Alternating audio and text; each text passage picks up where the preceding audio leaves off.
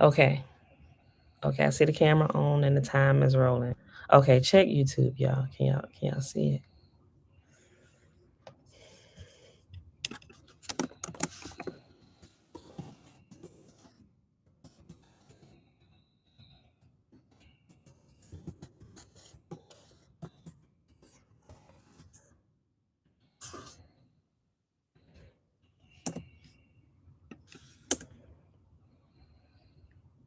Can y'all see it on YouTube?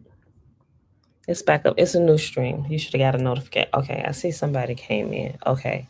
All right. Sheesh. Sorry, y'all. The hotel internet is acting up and just cut everything off. And while we were going, trying to figure out how to start the new video because since the old one went in, it wouldn't let me start the new one. So that's what took us so long. Sorry. Didn't abandon you.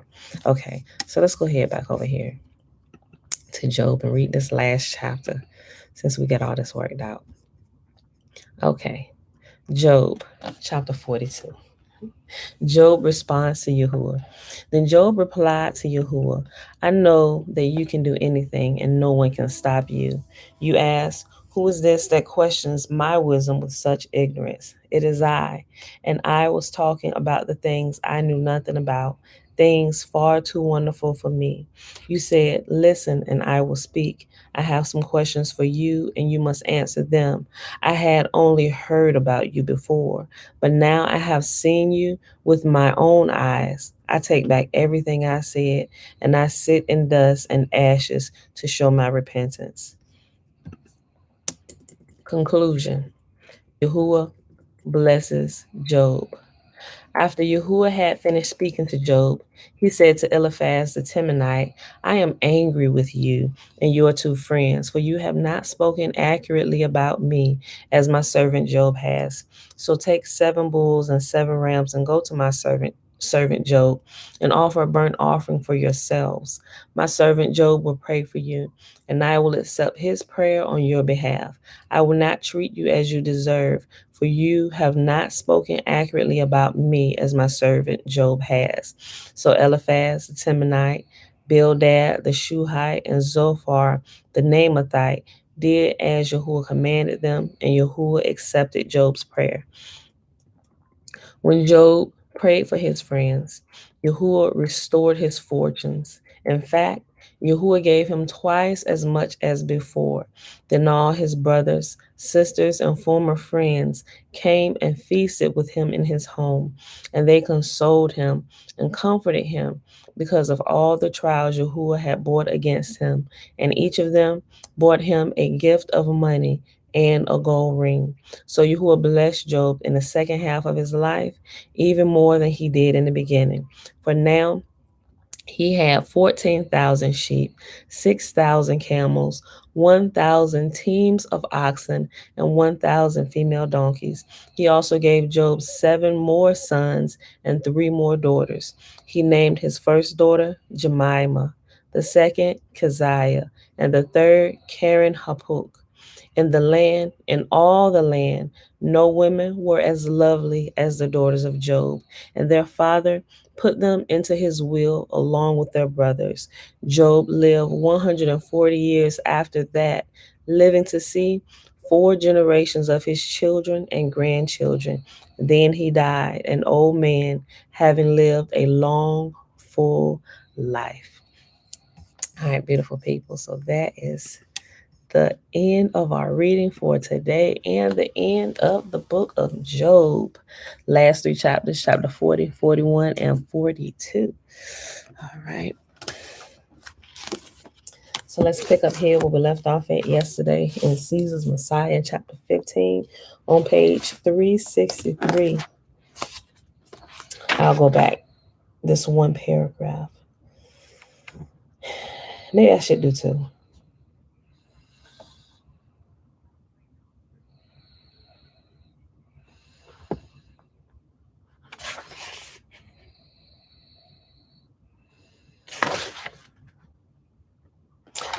Okay, let's go back here on the previous page.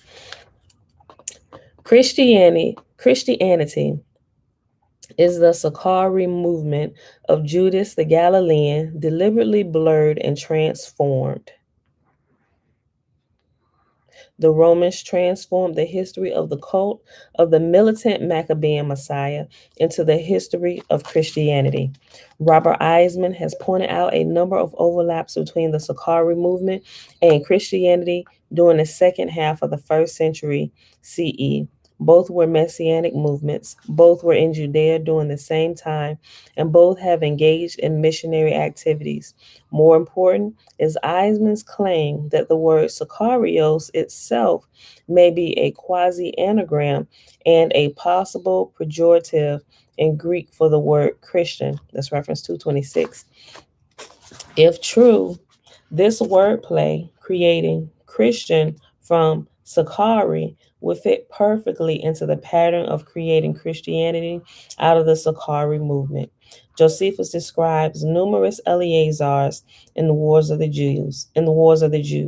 I believe that attributes of these Eleazars, together with those of Lazarus in the New Testament, are intended to reveal the identity of the true Messiah. What is telling is that these Eleazars are so often described as the leaders of a messianic movement. Josephus begins this by stating that an Eleazar was responsible for the true beginning of the war.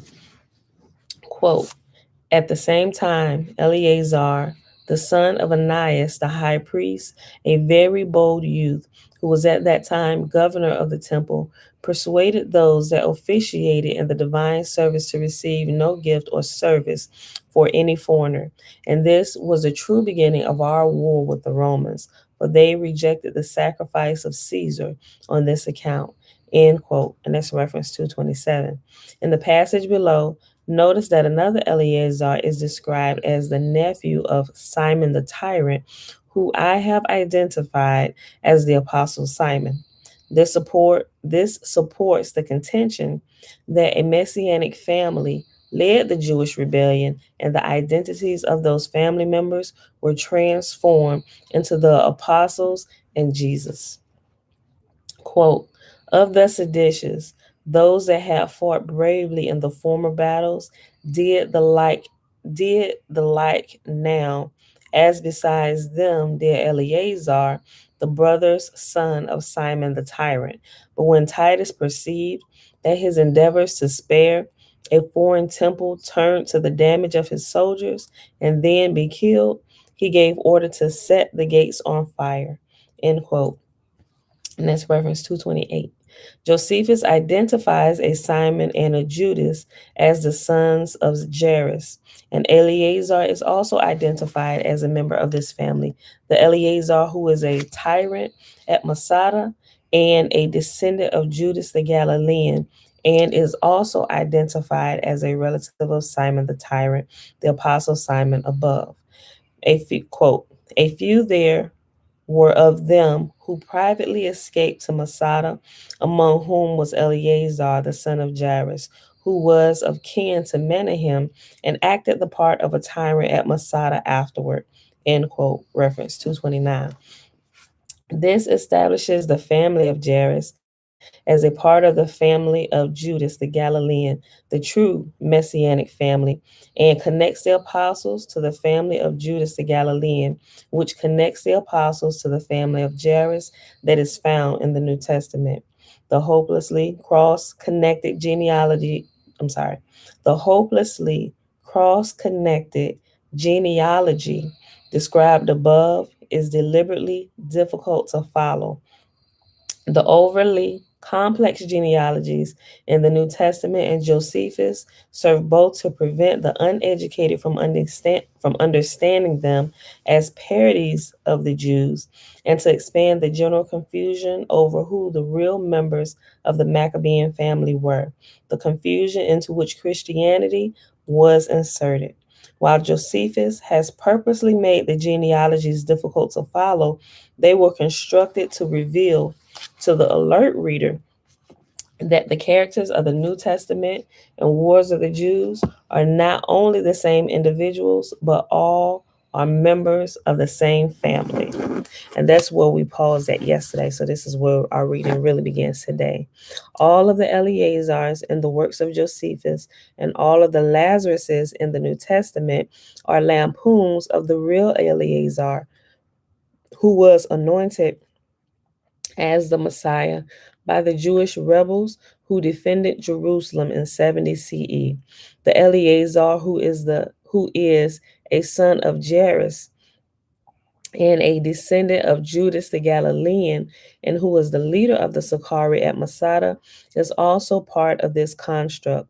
Supporting this is the fact that in the New Testament, the daughter of someone also called Jairus, the ruler of a synagogue, is, like Lazarus, raised from the dead by Jesus. In the passage below, notice that Jesus brings with him only Simon, John, and James. As noted above, this apostle Simon is in fact the Jewish tyrant Simon, who is described in Josephus as both a son of Jairus and the brother of a John and James. The reader should appreciate just how small a circle we are dealing with here. It is a small circle because it is a single family. Knowing that the apostles Jesus brings with him to witness the resurrection of Jairus' daughter or her relatives help us to understand the real meaning of the passage. It is a lampoon of a belief in the resurrection of the dead, a belief held by the followers of the Messianic family. It is possible that this lampoon was based on a real incident in which the Romans discovered members of the Messianic family hidden in the subterranean caverns beneath Jerusalem, and Titus restored a young woman to life. Notice that in the passage, Jesus instructs that the girl be given something to eat. Good advice if the cause of the child's illness is starvation. The daughter is another unnamed New Testament character. I suspect that Josephus intends for the informed reader to be able to guess her name.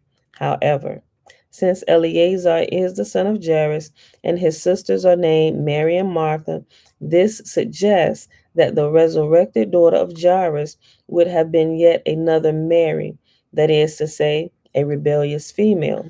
Josephus and the New Testament created a running joke about the many starving Marys during the war. The reader will recall the parallels I analyzed in chapter 3, in which Josephus describes how famine pierced through Mary's very bowels, and that the Mary in the New Testament, who is Jesus' mother, was prophesied to one day to be pierced through. Welcome back, everybody who's having an issue bringing YouTube back on. But it was because of the hotel Wi-Fi and not, not the laptop. Hold on. Quote, then came one of the rulers of the synagogue, Jairus by name, and seeing him, he fell at his feet and besought him, saying, my little daughter is at the point of death. Come and lay your hands on her so that she may be made well and live. And he allowed no one to follow him except Peter and James and John, the brother of James. And when he had entered, he said to them, why do you make a tumult and weep? The child is not dead, but sleeping. And they laughed at him. But he put them all outside and took the child's father and mother and those who were with them and went in where the child was. Taking her by the hand, he said to her, Talitha Kumi, which means, little girl, I say to you, arise. And immediately the girl got up and walked. She was 12 years of age, and they were immediately overcome with amazement. And he strictly charged them that no one should know this and told them to give her something to eat. End quote. And that's found in Mark chapter 5, verses 22 through 23, verses 37 through 43. The passage from Josephus that describes Eleazar's scourging and miraculous escape from crucifixion, which I analyzed in chapter 6, is followed immediately in Wars of the Jews by Josephus's description of the siege at Masada. In that story, yet another Eleazar convinces the Sakari defenders of Masada to commit suicide rather than risk being captured by the Romans. I regard Josephus's famous passage describing the mass suicide of the Jewish defenders as complete fiction. Josephus was not interested in recording history, but in creating effective propaganda. And this is why, though there were though there certainly were Sakari who were besieged by the Romans at Masada, I do not believe that they slew themselves. I believe Josephus invents an Eleazar's speech exhorting the Jews to kill themselves to instill in the fears, I'm sorry, to instill in the Jews and Holy Poloi, the belief that suicide is noble when someone is confronted with Roman force majeure. Noble suicides of Jewish rebels run throughout the works of Josephus, and it was hoped, no doubt, that they would counteract the courageous custom of the Jewish defenders who fought down to the last man and thus cost the imperial family more of its troops. Notice that, as with the crucifixion of Jesus and the destruction of the temple, it is the Jews, not the Romans, who are again responsible for the slaughter at Masada. Kirk Shalom, Perry Shalom. It is likewise for it is likewise for nah, it is likewise for symbolic purposes that Josephus places the final Eleazar, the descendant of Judas the Galilean, in the final act of the Roman conquest of the Messianic movement. It makes the conclusion of his fictitious history the completion of one era and the beginning of another. That is, the end of Maccabean Judaism and the beginning of Christianity. With the death of this final Eleazar, Josephus is bringing an end to the messianic family of Judas the Galilean and its messianic movement, the fourth philosophy, or the Sakari. Quote, there was but one only stronghold that was still in rebellion. This fortress was called Masada. It was one Eleazar, a potent man, and the commander of these Sakari that had seized upon it. He was a descendant from that Judas who had persuaded abundance of the Jews, as we have formerly related, not to submit to the taxation when Cyrenius was sent into Judea to make one. End quote. Reference 230. Just as Eleazar's death brings an end to his family and their philosophy, it also heralds the beginning of another family and another philosophy. Josephus concludes that his description of the Battle of Masada by claiming that somehow one group did survive the mass suicide. Quote, so these people died with this intention, that they would not leave so much as one soul among them, all alive to be subject to the Romans. Yet was there an ancient woman and another who was of kin to Eleazar and superior to most women in prudence and learning, with 5 children who had concealed themselves in caverns underground and who had carried water thither for their drink and were hidden there when the rest were intent upon the slaughter of one another. End quote. And that's reference 231.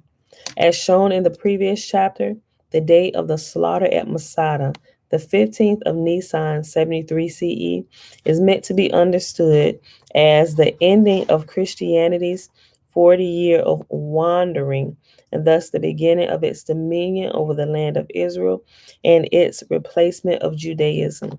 It is easy to see that within the symbolic landscape, it is easy to see that within the symbolic landscape that Josephus has created, the 5 children mentioned in the passage above, who are kin to Eleazar, are to be understood as the founders of the Christian dynasty.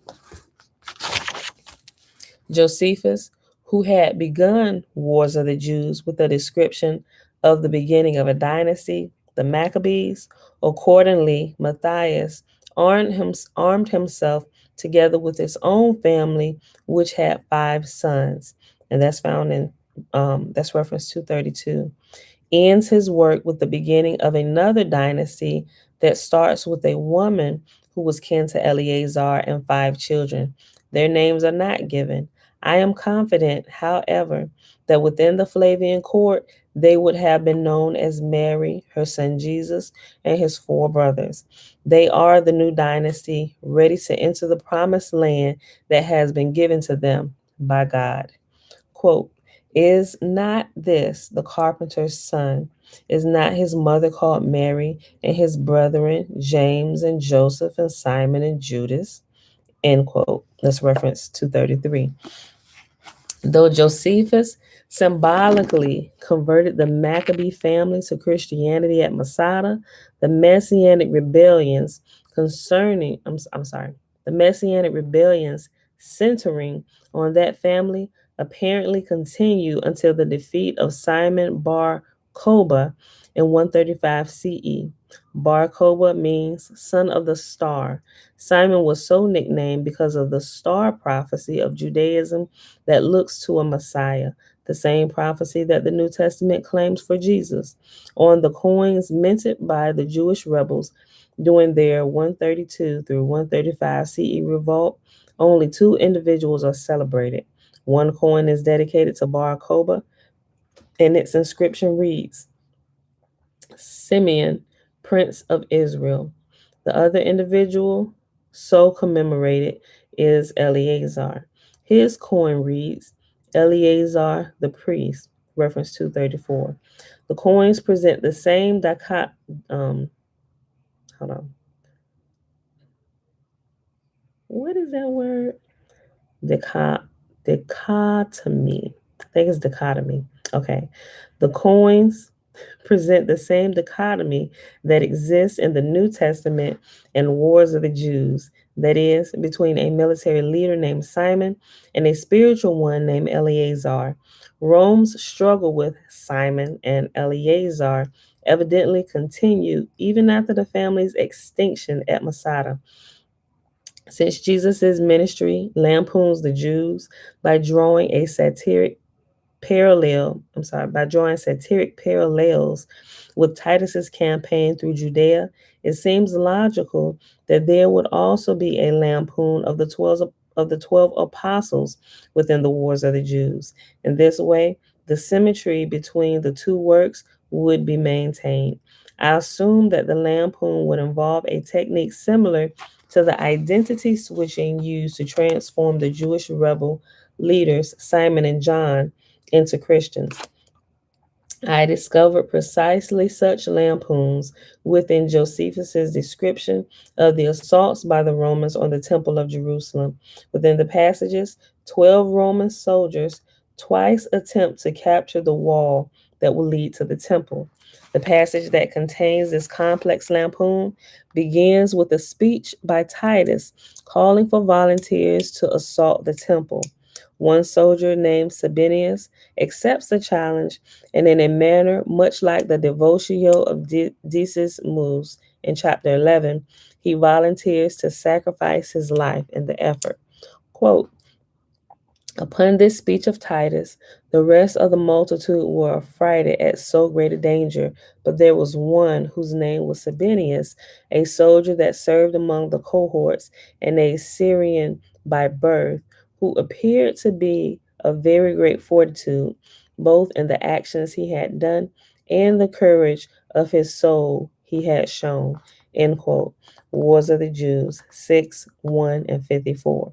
Sabinius was joined by 11 others, and the 12 make their assault, which fails when Sabinius trips over a large stone, reminiscent of the large stone that entombed Jesus.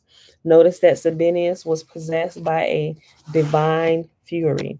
Quote, there followed him 11 others, and no more that resolved to imitate his bravery.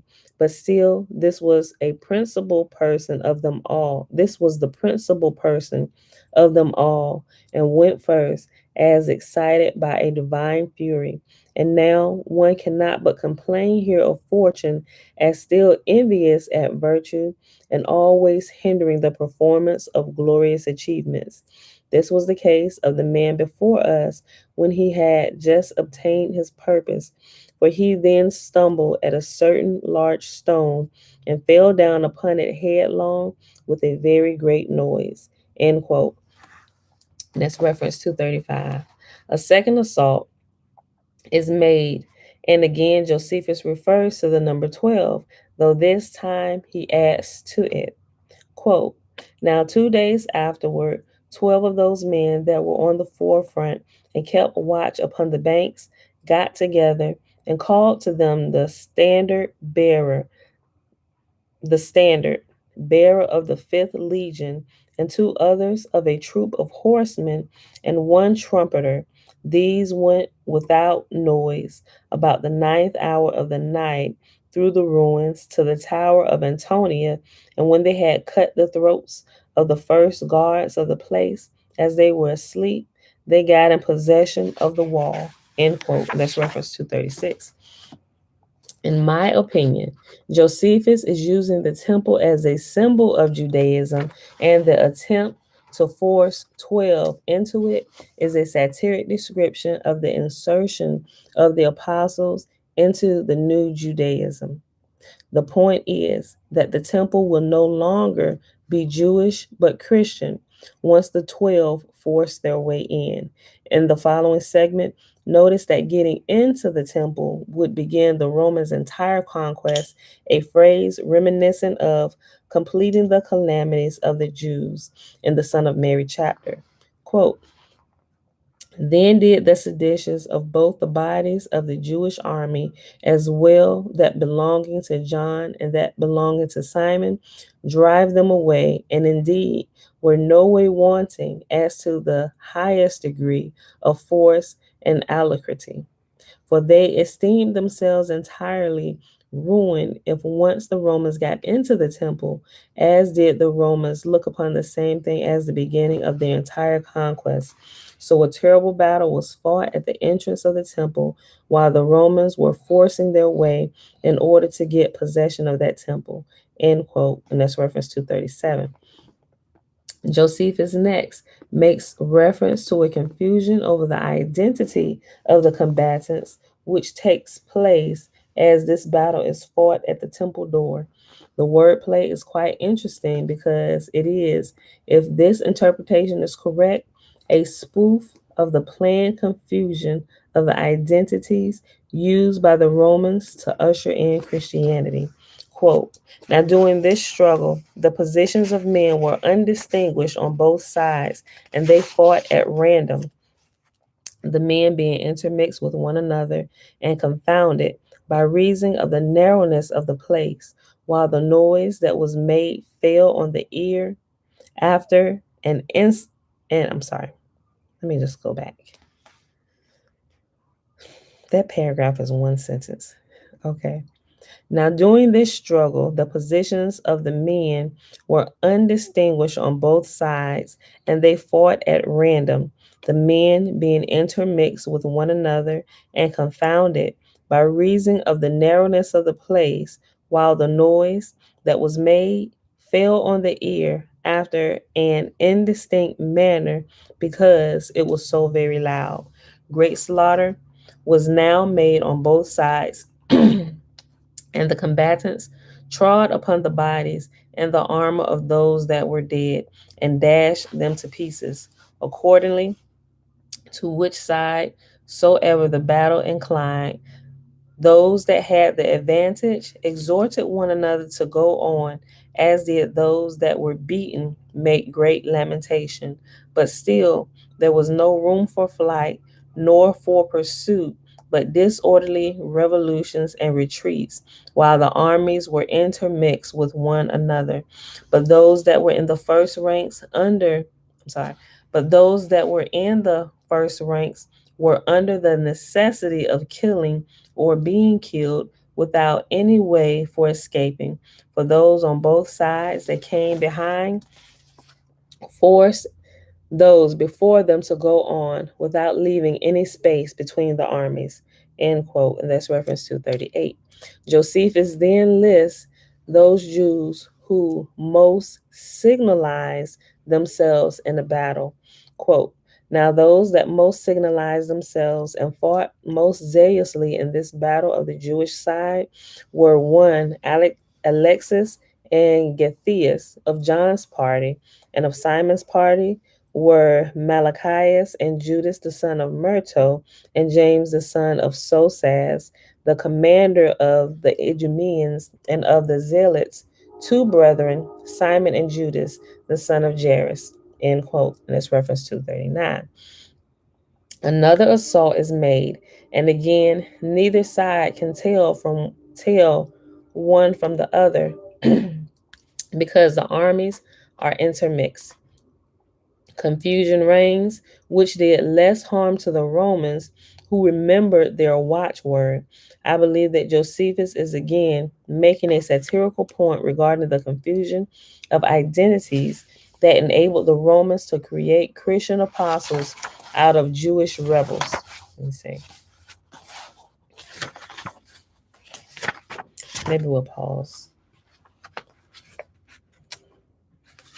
Hold on. Maybe we'll pause after this. Okay. Quote, for the great confused noise that was made on both sides hindered them from distinguishing one another's voices, as did the darkness of the night hinder them from the like distinction by the sight, besides that blindness which arose otherwise, also from the passion and the fear they were in at the same moment, for which reason it was all one to the soldiers who it was they hold on. Y'all, these run on sentences. These are old references, but the sentences run on like a mug. Okay. For the great confused noise that was made on both sides hindered them from distinguishing one another's voices, as did the darkness of the night hinder them from the like distinction by the sight, besides that blindness which arose otherwise also from the passion and the fear they were in at the same time, for which reason it was all one to the soldiers who it was they struck at. However, this ignorance did less to harm the Romans than the Jews, because they were joined together under their shields and made their sallies more regularly than the others did, and each of them remembered their watchword, while the Jews were perpetually dispersed abroad and made their attacks and retreats at random, so did frequently seem to one another to be enemies, for every one of them received those of their own men that came back in the dark as Romans, and made an assault upon them, so that more of them were wounded by their own men than by the enemy, till upon the coming of the day the nature of the flight was discerned by the eye afterward. This fight, which began at the ninth hour of the night, was not over till past the fifth hour of the day, and that in the same place where the battle began, neither party could say that they had made the other to retire, but both armies left the victory almost in uncertainty between them, wherein those that signalized themselves on the Roman side were a great many. But on the Jewish side, and of those that were with Simon, Judas the son of Myrto, and Simon the son of Joas, of the Idumeans, James and Simon, the latter of whom was the son of Calthus, and James was the son of Sosas, of those that were with John, Galatheus, and Alexis, and of the Zealots, Simon, the son of Jairus. End quote. And that's reference 240. My interpretation is that the entire sequence is a satiric way of describing how the authors of the New Testament, acting as agents of Rome by means of their false histories, the New Testament, and the works of Josephus, transformed Jewish rebels into Christian apostles. The first point I want to make is that the two confusing passages in which Josephus describes those who signalize themselves are a puzzle. The reader who solves it will recognize that the list describes the 12 individuals who were fighting to preserve the temple. In other words, when the two lists of Jews who signalize themselves are combined and the duplications are canceled out, there are left four Simons, two Judases, John and James, as well as Alexis, Galtheus, Machias, and Sosas. Eight have the names of apostles, and four do not, for a total list of 12 individuals. Readers may go through this confusing process for themselves if they wish. Take the first list. Alexis and Galtheus of John's party, and of Simon's party were Malchias and Judas the son of Myrto, and James the son of Sosas, the commander of the Idumeans, and of the Zealots two brethren, Simon and Judas the sons of Jairus. Then added to the second, quote, of those that were with Simon, Judas the son of Myrto, and Simon the son of Josas of the Idumeans, James and Simon, the latter of whom was the son of Calthus, and James was the son of Sosas. Of those that were with John, Galtheus and Alexis, and of the Zealots, Simon the son of Jairus. End quote. Removing the duplicates produces the following list of 12 individuals: Alexis, Galtheus, John the tyrant, Simon the tyrant, Malchus, Judas the son of Myrto, James the son of Sosas, Sosas the leader of the Idumeans, Simon the son of Jairus, Judas the son of Jairus, Simon the son of Josas, and Simon the son of Calthus. Josephus then records that there was another battle during which the 12 again signalized themselves. He also mentions the courage of another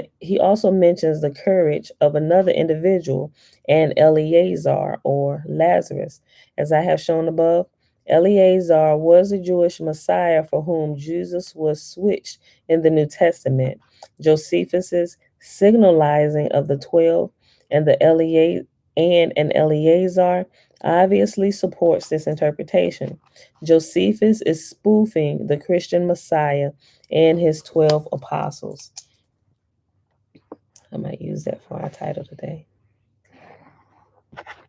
Quote, of the seditious, those that had fought bravely in the former battles did the like now, as besides them did Eleazar, the brother son of Simon the tyrant.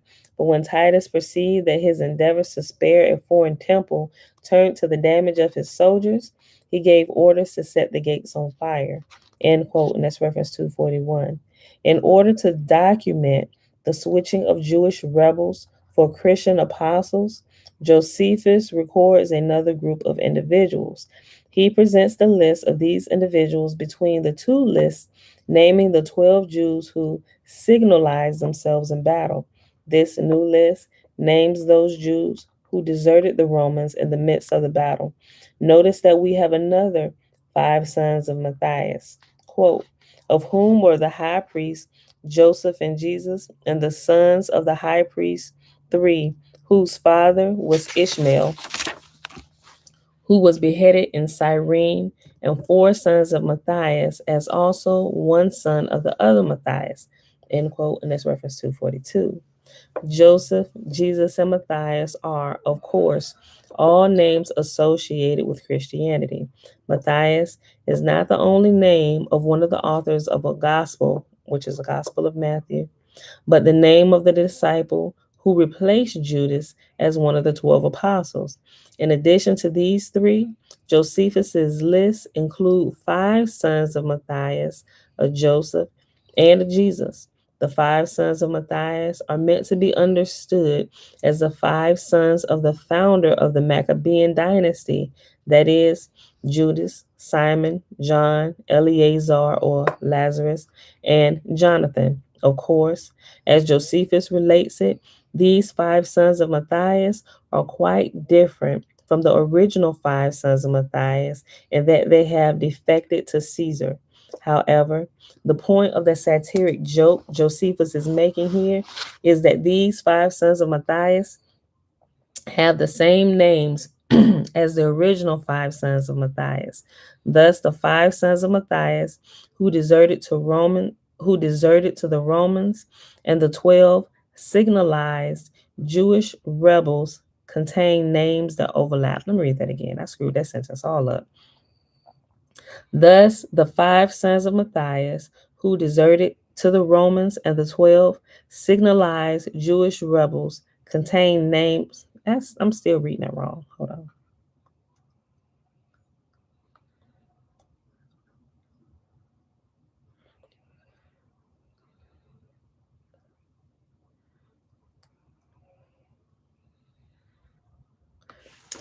Here's why I'm messing up. There should be a comma here. Okay, let's try this again. Thus, the five sons of Matthias, who deserted to the Romans, and the 12 signalized Jewish rebels, contain names that overlap. The overlapping names are those of both apostles and the sons of Matthias Maccabee, Judas, Simon, John, and Eleazar. The list of those who deserted to the Roman side also contain both a Jesus and a Joseph, which are both names from Christianity. The Jewish side also contains of Malachias and I'm sorry. The list of those who deserted to the Roman side also contain both a Jesus and a Joseph, which are both the names of Christianity. The Jewish side also contains a Malachias, a point I shall explore below. My interpretation of the passage is that during the confusion of the battle, the Jews who signalized themselves and who had the same names are transformed into the sons of Matthias who desert to the Romans. Just as Jesus had been transformed into Titus, the leaders of the Jewish rebellion are turned into 12 turncoats. It's another example of the name switching technique that was used to create the apostles Simon and John. The complex confusion about identity is a spoof on how the Romans created the apostles and inserted them into the temple, Judaism, by transforming the history of the Maccabees into the history of Christianity. Quote, for the great confused noise what that was made on both sides hindered them from distinguishing one another's voices, as did the darkness of the night hinder them from the distinction by the sight. However, this ignorance did less to harm the Romans than to the Jews, because each of them remembered their watchword, while the Jews did frequently seem to one another to be enemies, for every one of them received those of their own men that came back in the dark as Romans. End quote. And that's reference 243. This interpretation is strengthened by Josephus's inclusion of Amalekias as one of the 12 Jews who signalized themselves. The name Malachi is Hebrew for my messenger and was a synonym for the prophet Elijah. This meaning comes from the book of Elijah, in which God states, behold, I send my messenger, Malachi, who shall prepare the way before me. Elijah, on parentheses, is or Malachi.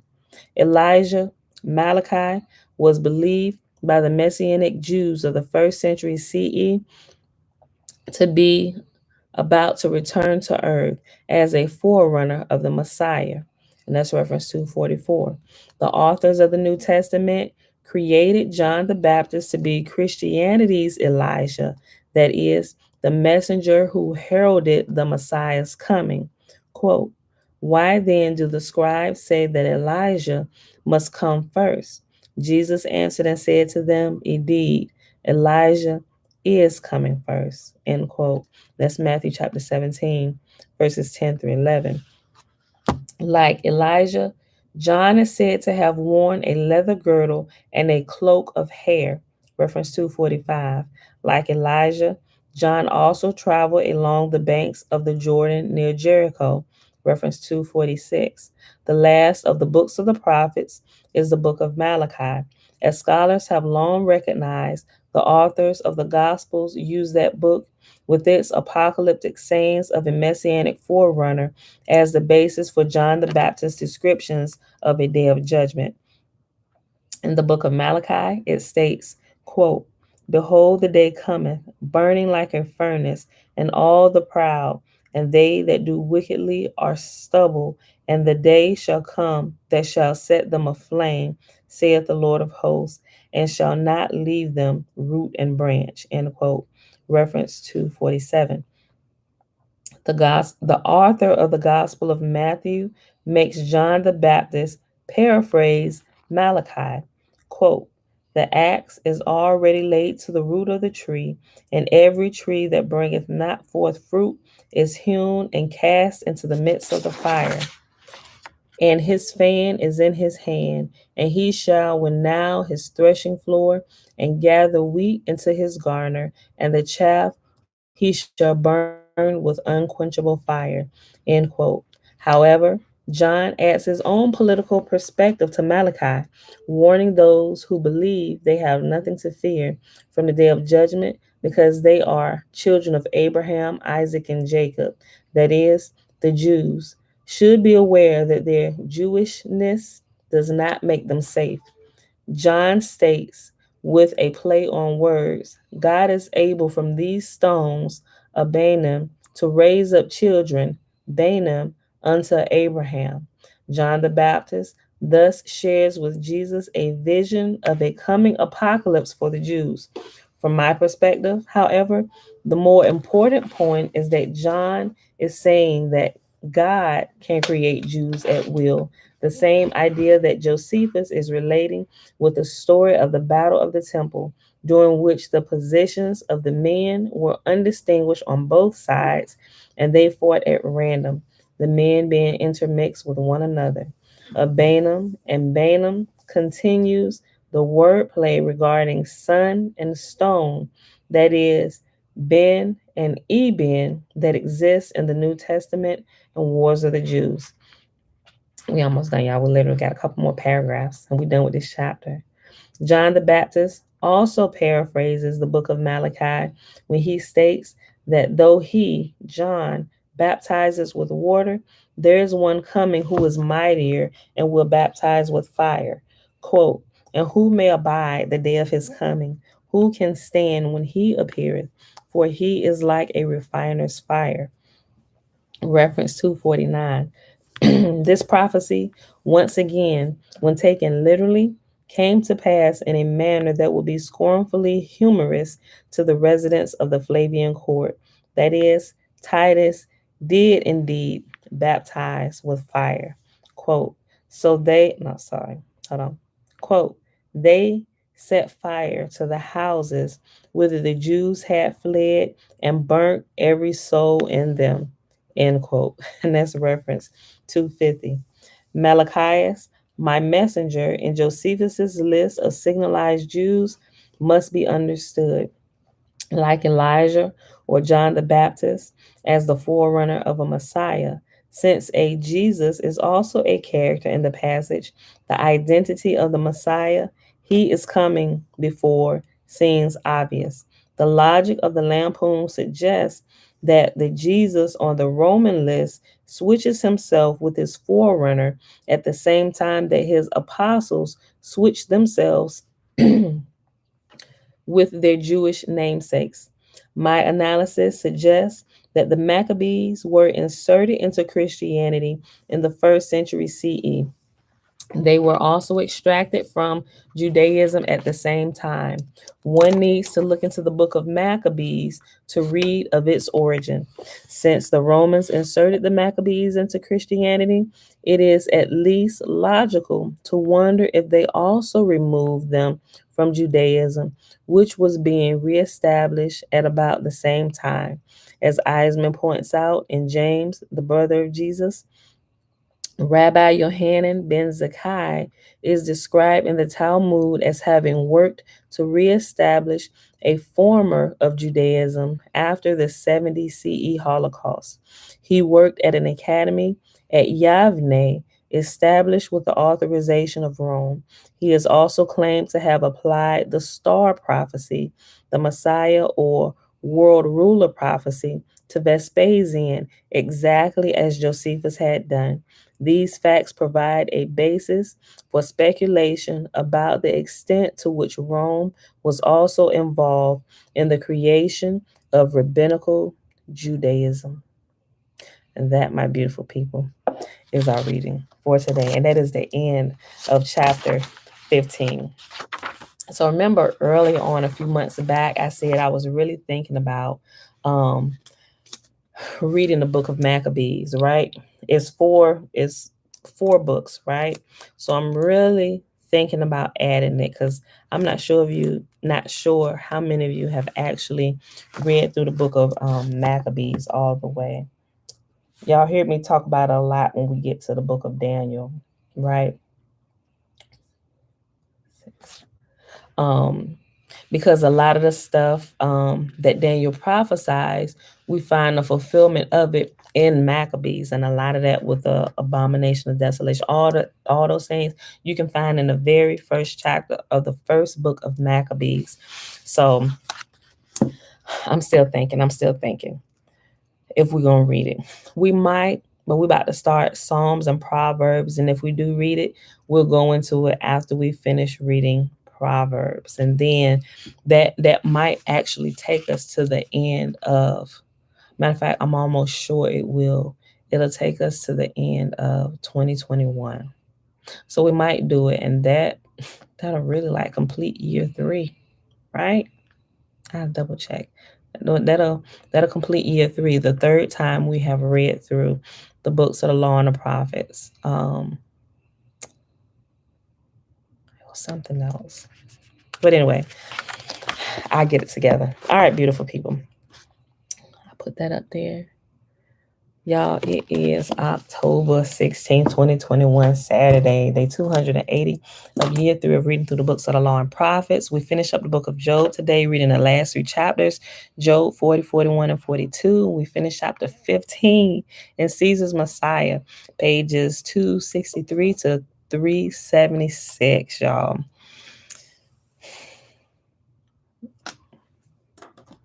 This reading went way faster than what I thought it would be. Y'all see how thick that is? This is what we got left. And we'll finish this in about 2 days, 2, 3 max. I thought about something too, y'all. The next book that we're reading, I downloaded to my I think it was that one, not the other one, because I got 2. Hold on. I think it's downloaded in my Kindle. Let's see. Library. Got it.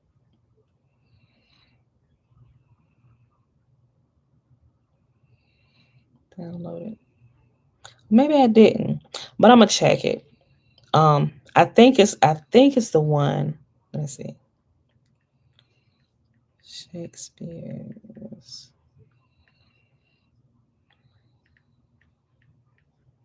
Maybe that was the other one. So maybe I can't put this up on Kindle because I thought about it. I was like, wait a minute, I think that was the one. Nope. I would. I'll look it up. I'll look it up. It might be the other book because I can't find it in here.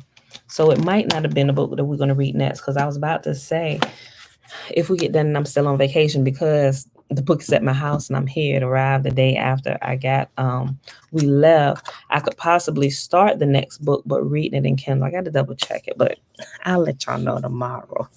Yes, of shalom, shalom. Josiah, shalom, shalom. Christy, hey, hey. All right, beautiful people. Let's do this blessing and go ahead and get out of here. I'm going to climb back in bed. I'm going to share some videos with some more videos. I'm putting together some stuff. I'm trying to be like a professional producer, putting together our little videos. It's not professional by any means. Y'all been here long enough. Y'all probably seen that, right?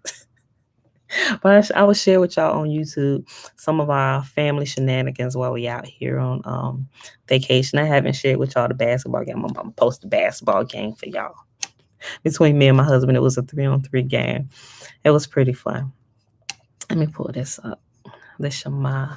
And I'll post that for y'all shortly after. Tara. Hold on.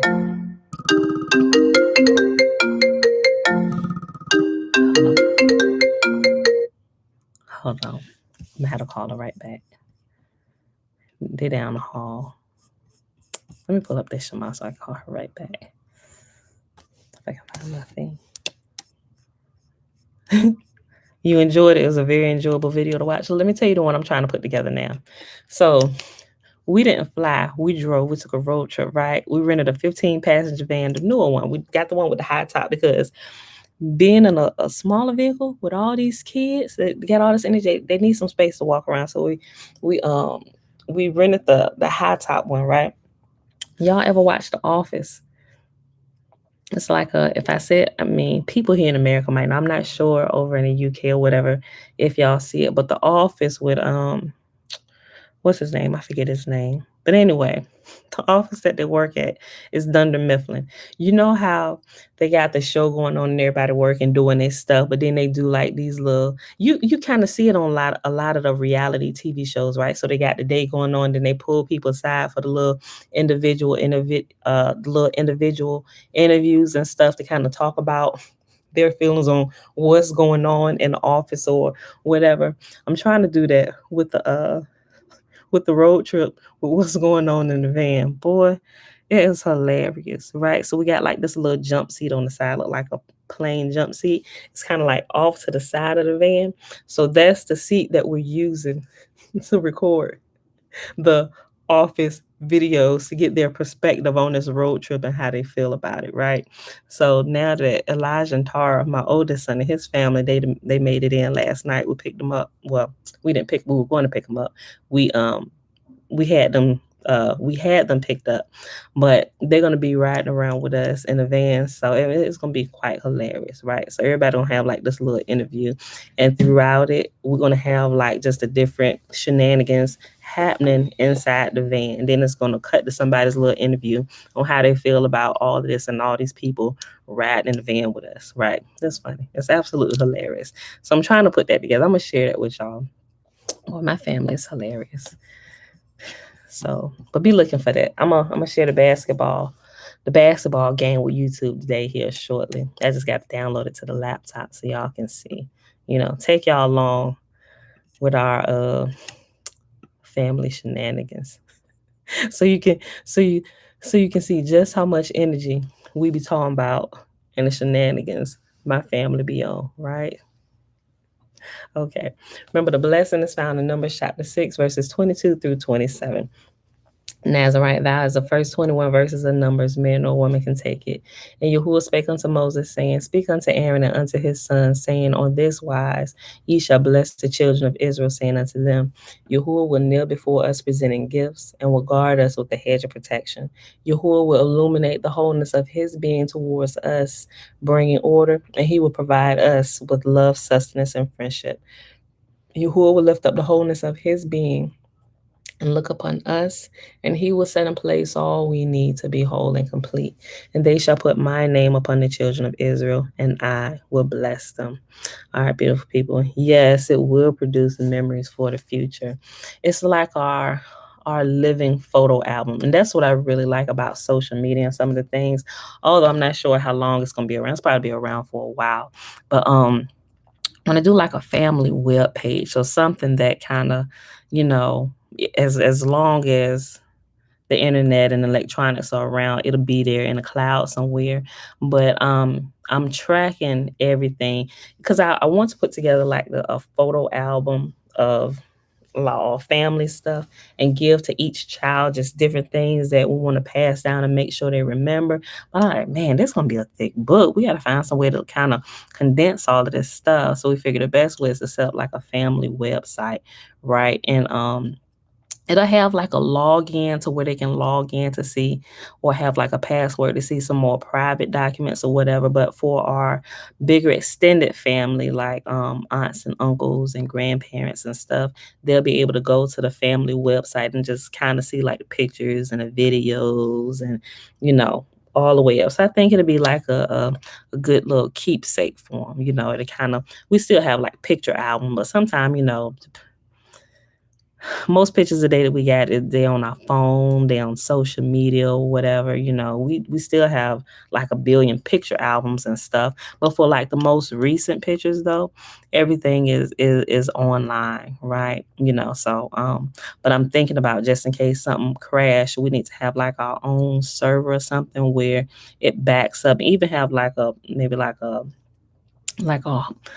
portable hard drive, something that's not connected to the internet, where we back everything up, just in case, you know, something happens, you know. So anything could happen, but at least we'll always have a backup, right? So, but anyway, I'm gonna share some of this stuff with y'all, some of our vacation shenanigans. All right, y'all. That's it. I love y'all. I see y'all back here tomorrow. I won't be too early tomorrow, right? I was extra early today by like 15 minutes. YouTube probably didn't see it. Facebook did. Um, you know, getting a whole of the time change and stuff.